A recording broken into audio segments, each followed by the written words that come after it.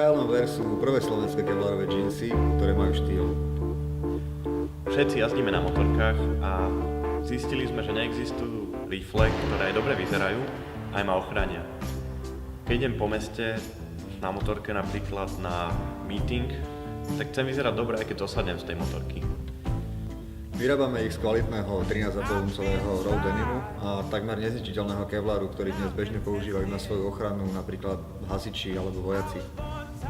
Produkty vymýšľame spoločne. Michal rieši konštrukciu detailu a výrobu, Juraj má na starosti marketing, ja exekutívu komunikácie a Miro zodpovedá za chod firmy z hľadiska legislatívy a financií. Prečo by sme mali vyhrať? Robíme produkt, ktorý sme sami hľadali a nenašli. A veríme v kvalitu slovenskej výroby.